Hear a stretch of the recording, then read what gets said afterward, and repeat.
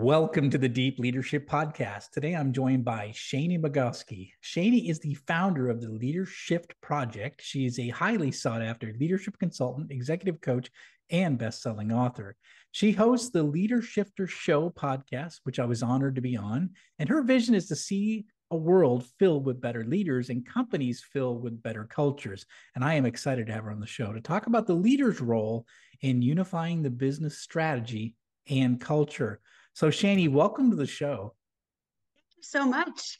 Glad to be here and glad we're able to reciprocate. I loved having you on my show. I don't know if you read my show notes, but I said you were one of the most fascinating guests I've ever had because I am so impressed with you having been on a nuclear submarine. It's like one of those things that I'm just like, wow.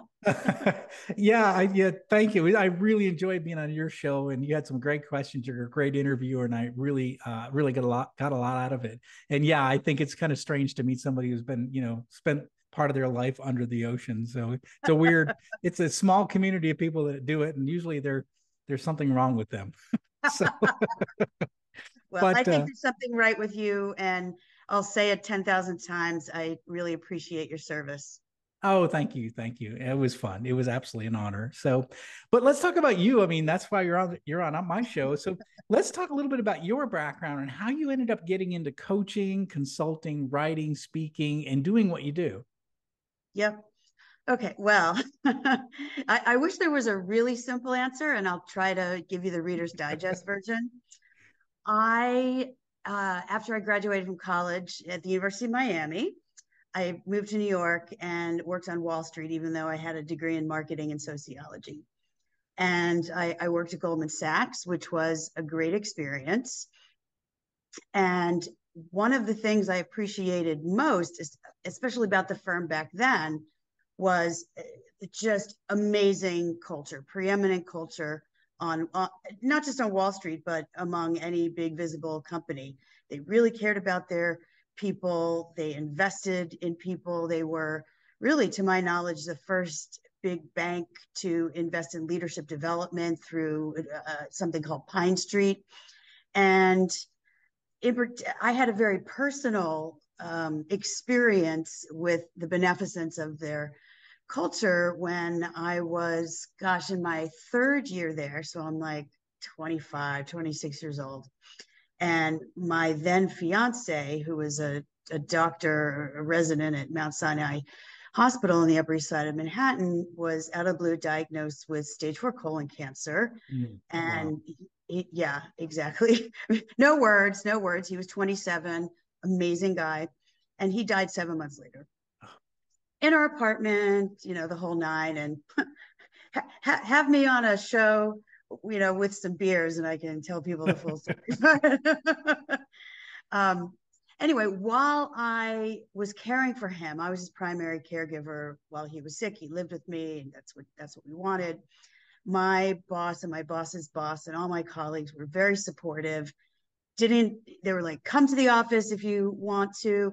Don't come to the office if you feel like you want to be with Alan. We're not going to dock your paycheck and count vacation days. We're not going to dock your bonus. Like, so supportive. I couldn't believe it. They all showed up at the funeral. It was just really, it touched my heart forever, and it stuck with me. It continued to stick with me. So fast forward, I worked at Goldman for about 11 years, and then I was a leader in a couple of other businesses. And after a while of roles in different industries, different functional areas, et cetera, I decided I wanted to hang my own shingle as a leadership consultant. And at the same time, I decided, as part of, actually not as part of, the first step in changing culture is changing the mindset of leaders. Mhm. And that really oftentimes needs to be done one-on-one. So I thought, I need to become an executive coach too. So as a parallel process of starting my business, I went and got my coaching certification. And since that time, I've gotten, I don't know, like 17 other certifications. So I've got, the whole alphabet of initials after my name, but all in service of being able to serve my clients in the best way possible and with a lot of arrows in my quiver. And in terms of the book, you've written 3 books yourself. You want to share your knowledge because you feel like you can help people. It's not about publishing a book. It's about getting thought leadership and different ideas out to the world. Mm. Yeah, it's really important. And I think you just touched on something that's really important. It's like, if you're going to want to change the culture of a business, you have to change the mindset of the leader. And that's really, really powerful. And it's one of the things that I saw as a problem. I did 22 years in corporate America, working in various roles. And one of the things I saw is there was definitely people that had a fixed mindset. They weren't going to change that. This is the way they've been doing business their entire career. And I have all the answers. I'm going to tell you what to do, and I'm not going to change. And I'm not willing to learn and to do things that are outside my comfort zone. They were strict, by the book, fixed mindset, and they were the ones that weren't as successful as some of us other leaders who were humble, trying to learn, trying to figure, what's the best way to engage the people to get the maximum results, and really being curious and humble and authentic. And we were the ones getting the better results. And it was interesting because it was all a mindset issue of the leader. Yeah, exactly. And a willingness to open that mind and adopt a different mindset, not just in a check the box kind of way, but in a way that translates to different thoughts and different behaviors. And, that's really a lot of that's accomplished through executive coaching, because as a coach, we're there to challenge leaders, not in a confrontational way, but as a way. So we're holding mirrors up to them and we're asking them provocative questions to get them to really think about how they behave and what the impact is and what the consequences are, good and bad, of course, because we want people to keep doing the things that they're already doing right. And, people don't know what they don't know. I think, frankly, in our generation, part of the reason we still see so many fixed mindset leaders is we had really crappy role models. Like, that's for sure. Yeah. I mean, seriously, the baby boomers were very command and control, pillar of knowledge. Even if they didn't know everything, they had to pretend they knew everything. The ego problem was rampant. And so that really set a bad precedent for our generation, because, people started to, as they ascended into leadership, model what they saw as the leaders that they grew up with. And I'm part of, as are you, breaking those bad habits, because times have changed. Like, the economy has changed from a manufacturing economy to a service economy since the baby boomers were starting out of business. And the generations have obviously massively changed in the workplace, and what people want today is vastly different than what our predecessors wanted.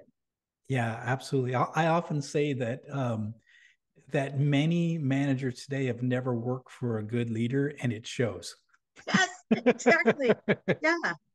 Yeah, it's definitely it shows for sure. So tell us a little bit about what the leadership project is. What do you do, and what makes your company so special? Sure. Well, when I was thinking about the company, it's like, well, it has to have leadership in it, because that's what I'm passionate about. That's who I'm helping, right? That's my target market. And so as part of the branding, I'm like, well, leadership is so boring. And back to the whole, I mean, not boring, but it's everyone says leadership.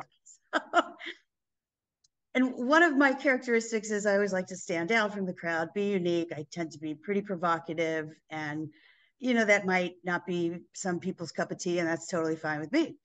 But it goes back to mindset, that the best leaders are able to shift. And yes, shift strategy, shift geographic focus, shift their team, shift their product mix. Yes, all the business variables need to shift over time to keep up with competition and technology. And the most important thing that needs to shift is mindset, perspective, thought, emotions, right? Because it all starts internally, and the leaders are modeling the behavior for other people. And if they're not modeling the behaviors that honor the values, and by the way, the values have to be real, not just posters on a wall, then no one's going to follow suit. So I was like, okay, play on the word leadership, leader shift, because all great leaders need to know how to shift. And pretty much everything I do falls under that larger umbrella, from the executive coaching to consulting on culture change and other general change management, and team coaching, lots of different things that fall in that wheelhouse. When clients come to you, what are they typically trying to do? Is it to solve a problem, to change a culture, to fix things that are broken, or are they thinking, look, we're pretty good right now, but we want to be even better? When do they come to you typically? Well, it's a funny question, and I may have a funny answer. You be the judge of that. So a lot of clients come to me with things like, employees are disengaged. Can you come do a keynote and fix that? Oh, right. Right, exactly. It's the employees. Right. Or we have a problem in our culture. Can you do a workshop for leaders? Well, when you say workshop, what do you mean? Oh, like a half day, 2 to 4 hour thing. It's like, no, that isn't going to solve anything, right? If you want to train for a marathon, is running for 2 hours once going to help you successfully run a marathon?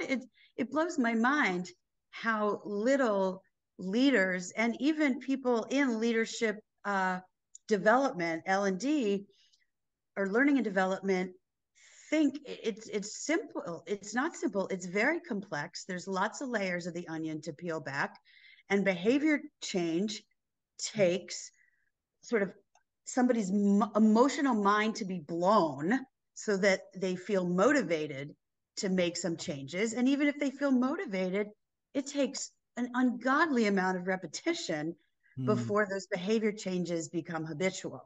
So, I do have a couple of clients now who really get it.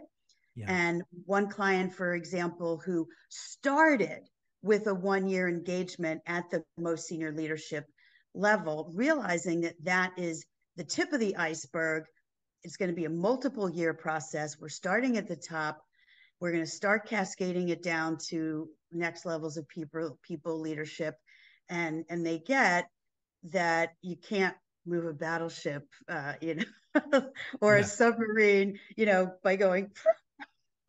Right. It takes a long time to turn a battleship, for sure. You touched on something that and it's really been the emphasis, the reason why I write and why I do this podcast is, you say, that we Gallup shows us that about 70% of employees are disengaged at work today, and I kind of go back to leadership being the issue. But just in your view, what are some reasons why there's so much disengagement in the workforce?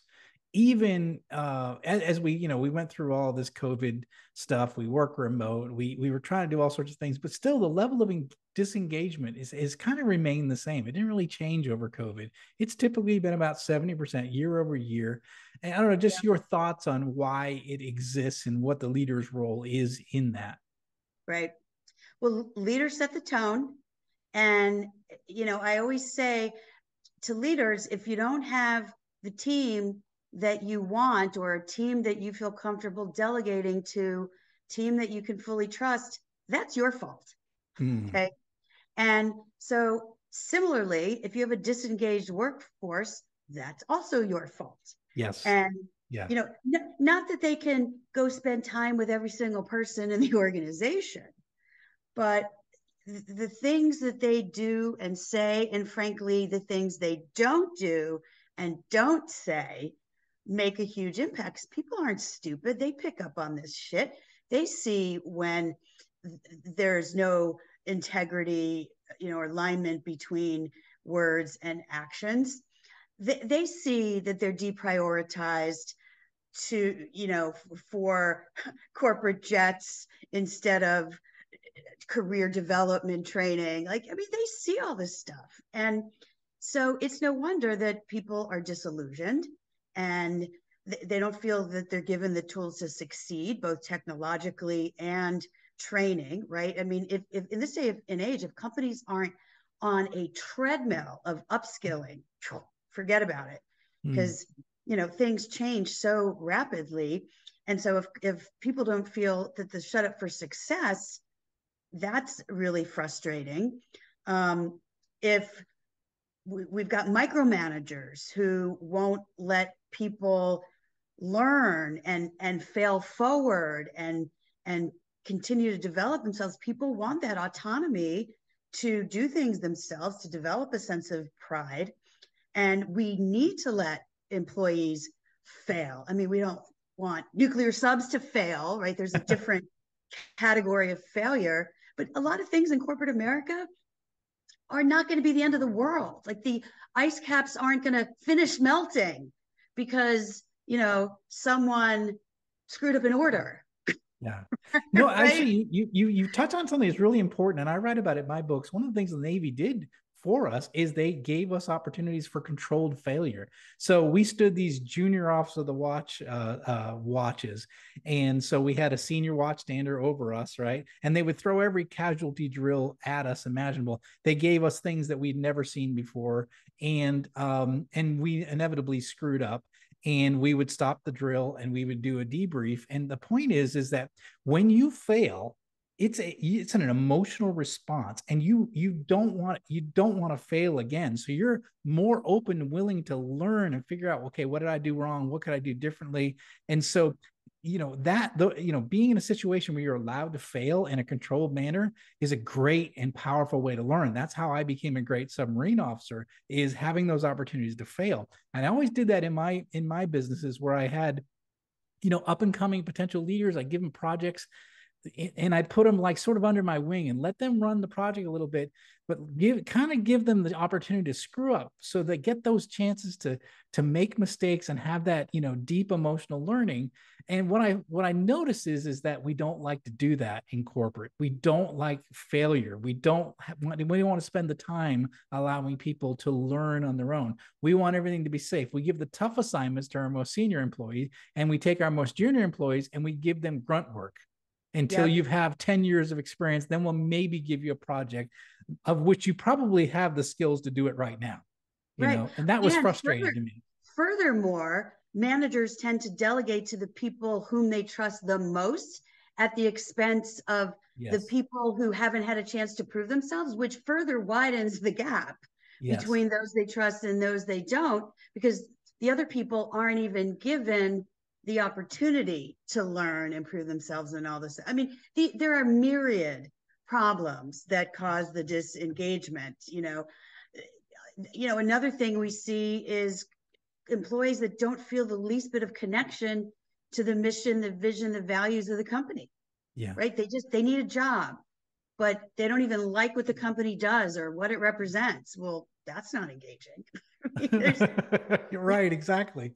Yeah. And those are the guys that are just clocking, coming in, clocking in, clocking out, and just keeping their head down and trying to keep their jobs so they can feed their family. They don't care, and because we haven't engaged with them as to why and what they do and why it's so important. And so they don't see their role as critical to the mission. And I saw that a lot especially in big companies where nobody knew what the mission was. Nobody knew what the objectives were, and nobody knew how their role impacted that. Right. And then companies wonder why their turnover rate is so high. Oh, gee, I don't know. Yeah, maybe it could be you. Let's talk a little bit about this. How is strategy and culture connected? So you've got strategy on one hand, you got culture on the other. How are they connected, and how is the leader involved in that? Yeah, thank you for that question, because it's time for me to get up on my soapbox. Good. Okay. Strategy is always done at the top level, right? The strategy is set by the C-suite and the board of directors, blah, blah. And usually culture is delegated slash relegated to somewhere else in the organization. Maybe it's under HR. Typically. Yeah, usually it's under HR. And, it's one of a zillion things that HR is trying to do. And so it doesn't necessarily happen as urgently and as powerfully as it needs to be. And they're not necessarily given the resources. It's more just like a window dressing to say we're focused on culture. And that's a huge mistake. Culture has to be on the same level as strategy because they work together. Strategy cannot be achieved unless leaders have created an environment where employees are motivated, engaged enough to execute that strategy.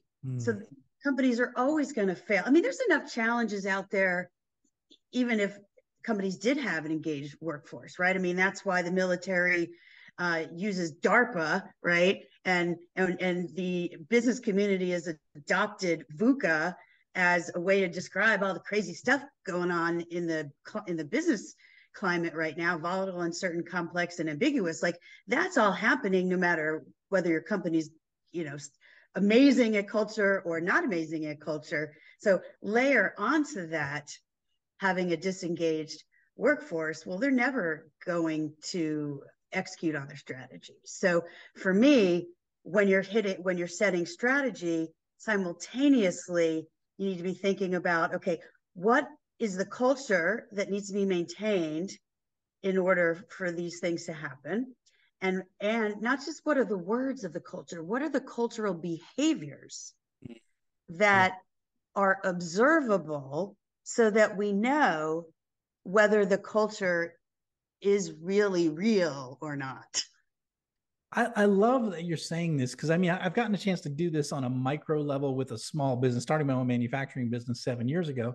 We were able to say, this is what our vision is, this is what our strategy is, and this is the culture that's going to support that. So it's easier to do it when you have a small business and, I don't have 10,000 employees. So it's easier to do, but we said, for example, we were going to be a different kind of supplier. So we were going to do all the things that the big companies do that piss off the customers. We're going to do just the opposite, right? So for example, when there's a problem and a customer calls us, we say, no problem, we'll send you a replacement right away. We don't question it. Whereas the bigger companies would say, well, what did you do wrong? How did you do? So they would challenge the customer every time. And we say, no problem, we'll take it back. We'll give you a new one. No questions asked. Right. So, but to be able to say that we were going to operate in that mindset, right? I needed all the people who were going to answer the phones. Anyone that's going to talk to customers, that you have to, a lot of them came from, they work with me in corporate America where that was the mindset, which was to say no first. Yeah. But we had to teach them to say, yes, it's okay. Yeah, we'll replace it. No problem.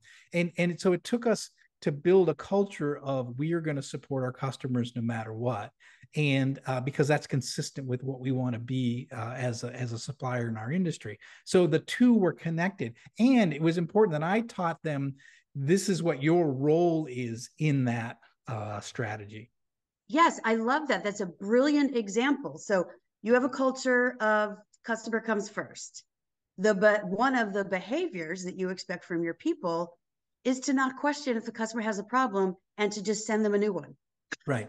Right. That's a behavior that's observable and measurable. And you know what? Happy employee is going to make a happy customer. Yeah. Well, and I could see in the beginning it was hard because they would come to me and say, oh, it's really his fault, the customer's fault. And I'm like, it doesn't matter. Remember what we said we were going to do. It's consistent with our values is to replace it. And they're like, but it's going to cost us. No, you don't understand. It's consistent with our behaviors. And so the leader has to make sure they reinforce that as well. Because if we don't reinforce that, reward and reinforce the behaviors we want to see in our team. If we don't do that, then the culture is just left to wander into whatever it ends up being, So it's an intentional act on the leader. Absolutely. And what people who don't think 5 steps ahead don't realize, it's going to cost us money. Well, it won't, because this is going to be a repeat customer. That's right. It. They're going to have such a great experience with us that they're going to be a loyal customer for life, a raving fan who's going to tell their friends and family and neighbors. That's it. So we save in marketing costs trying to find new customers by taking care of the ones we already have. It's a simple process. And that's why I keep explaining to my employees. They're like, oh, it's going to cost us. I don't care how much it costs us because we don't have to go find another customer. You don't understand. And I think as they've embraced that and understood that, and they see the loyalty of our customers now, they say, oh, I see what you're doing. I see that this works. It doesn't make sense maybe in the short term. In the long term, it does make sense. Right. It is. And that made me think of something else, which is some leaders get really siloed, where again, you can't separate all the functions, right? Sales, marketing, operations, people leadership, customer retention, customer service. All of these things go together and support each other. And so if marketing's not talking to operations or customer service, they're missing the opportunity that you're seizing.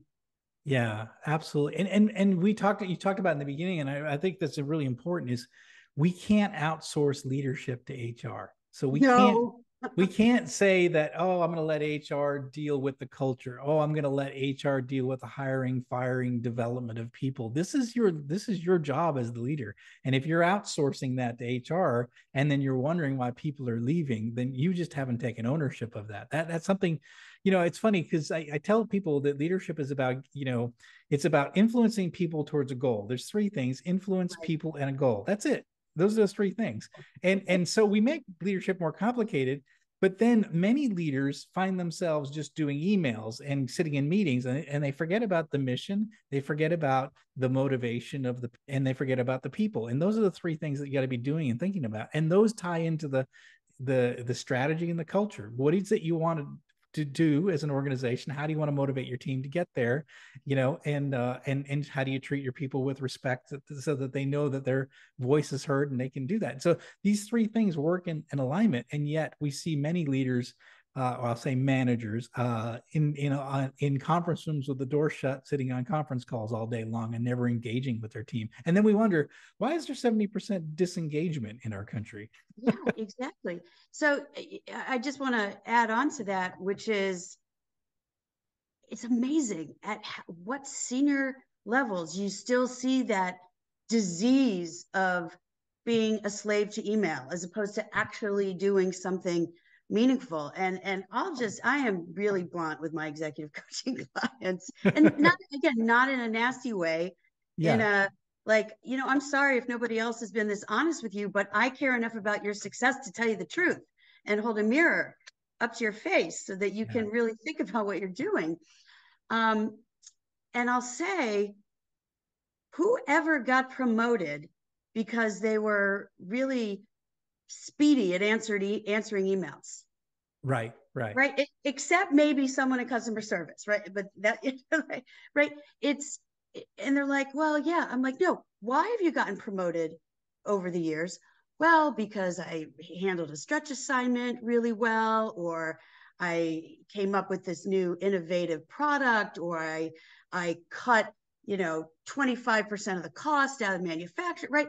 Big things. I'm like, okay, so what does that tell you? That you shouldn't be focused on, right? Right. Exactly. Do the big things, lead your people, get those big things done. Yeah. It's interesting. So yeah, be a leader, not a doer. And we get comfortable in I'm just going to do my emails today with my door shut. And that's not leadership. That's email ship. That's exactly. Get out there, visit with the people, see what's going on in your company, because people are not going to tell you, right? Because go see what's going on, and engage with people, talk to your employees, talk to your vendors, talk to your customers, get a real finger on the pulse as opposed to hanging out behind that closed door. Yeah, absolutely. You had something in your website. I just was going to ask what it is. You have what you call it, a leadership culture MRI. What is that? Yep. So there are a few different tools that I am certified in and use with clients to really help shine a light on what's wrong in the body of the organization. That's why I call it an MRI. And, Another thing I am known for doing is trying to take jargon and turn it into something more relatable. And everybody knows what MRI is. So instead of saying, well, it's the Leadership Circle Profile Culture Survey, which is what it is, I call it a leadership MRI, so we can see what's really going on. And also, it's very these tools have basis in science and research, and they are not just qualitative but quantitative. So they tend to satisfy those left brain people who want to see some numbers. Right. Yeah, they want to see to have some science behind it. So that's what the leadership MRI is about. Okay, that makes a lot of sense. And I have them for individual leaders and for teams and organizations. We can do it across any level. Wow, that's good. And I like you said, I think you're right. Sometimes we need to speak the language of the person in charge, and sometimes that's numbers. And and so sometimes we have to show a chart that says, here's what is ideal, here's where you're at, and here's what we can do to fix it, because that's the language that they speak. And so, like you said, some people need to see that analytical tool to show them where the problem is. They don't believe you by the anecdotal evidence that you're providing. They want to see numbers. And so that's why these tools are great, these cultural tools, to be able to just sort of say, okay, well, here's ideal, here's what we can do to close that gap. And I think those are valuable, because you're speaking the language of the individual maybe that's in charge, that needs to see the numbers. Yeah, absolutely. Yeah. So this has been great. I mean, I think we touched on a lot of different things. I think one of the things that's really important, and I'll just stress, because you are a coach, and is that, leaders that are listening in here, and if you don't have a mentor, if you don't have a coach, if you don't have someone that you can talk to that is not within your organization, I really highly encourage you to find someone.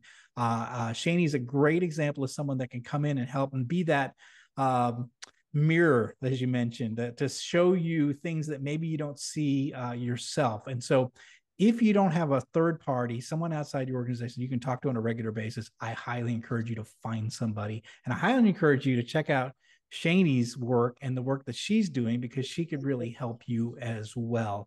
Shani, how can people find out more about your company? You have a book as well, and all the things that you offer, your podcast as well. Absolutely. Website is theleadershiftproject.com. All my social media is basically that. And my LinkedIn, I do under my name, Shani Magoski.